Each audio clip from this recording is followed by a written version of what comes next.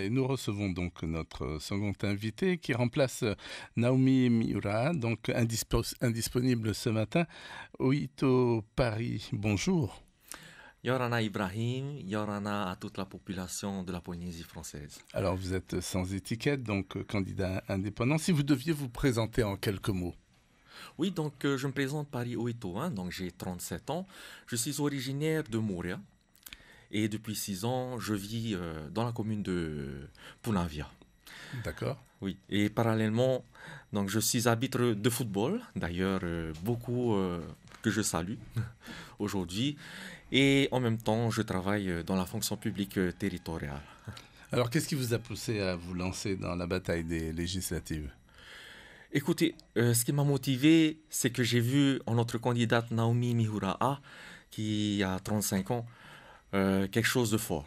C'est-à-dire, elle veut apporter un nouveau message. Elle veut porter la voix de la jeunesse.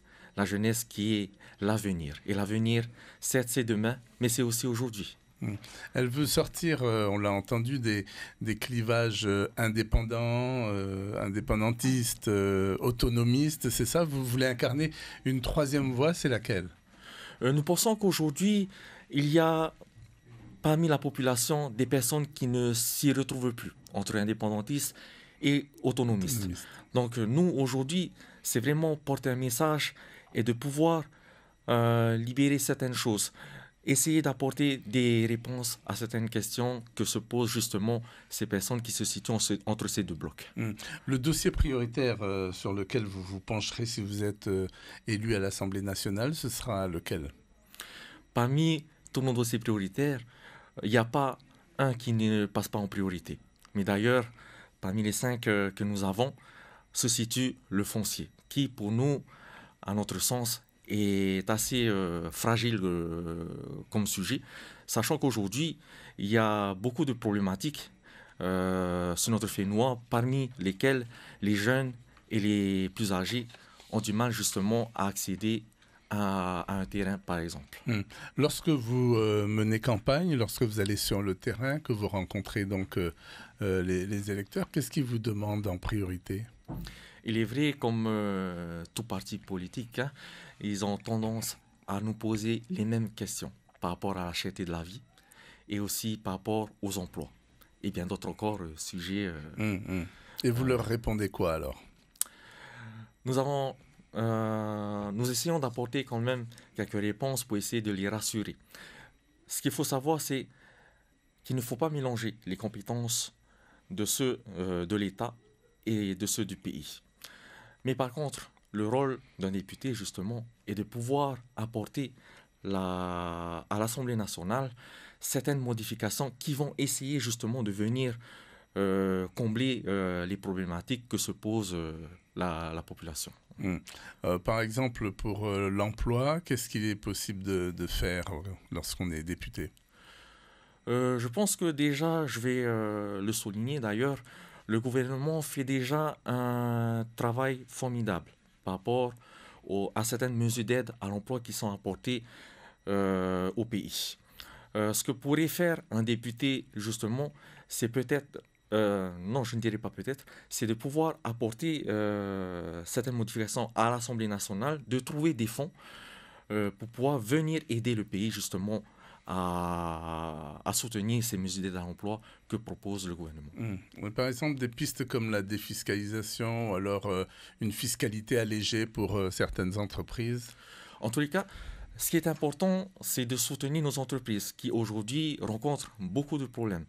Maintenant, la fiscalité, bien entendu, comme nous avons pu le remarquer, est un sujet assez sensible et je pense que ça les aiderait beaucoup.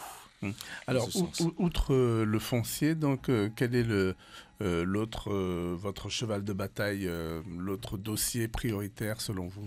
Oui, donc nous avons également nos enfants polynésiens qui partent en métropole parce qu'ils ont réussi des concours et qui sont devenus fonctionnaires. Donc, la priorité, ce serait de pouvoir leur donner la priorité de revenir exercer au pays.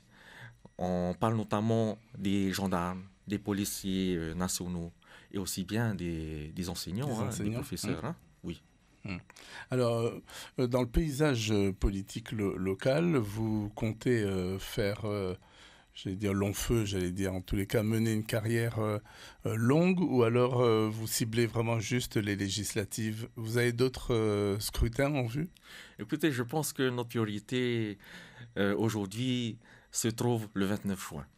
Samedi. Certes, il y a des idées pour la suite, mais je ne m'avancerai pas aujourd'hui sur cela.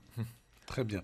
Donc alors, si vous deviez vous adresser là tout de suite aux auditeurs qui nous écoutent, qu'est-ce que vous avez envie de leur dire en vue de l'élection de samedi?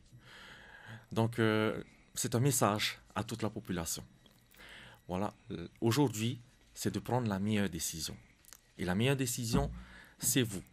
C'est de voter pour le parti qui, selon vous, va apporter votre voix à l'Assemblée nationale pour essayer justement de se faire entendre.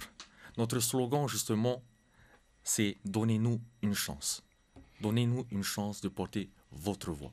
D'ailleurs, je lance une invitation à la population de Fa'a et Punavia. Nous avons un meeting dès demain soir à Otuaraya à partir de 18h et jeudi soir à Punavia au Capitaine Bly dans le parking.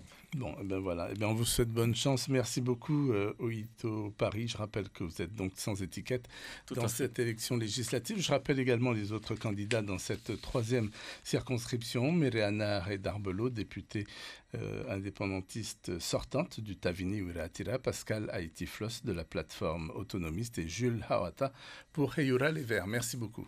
Merci Ibrahim.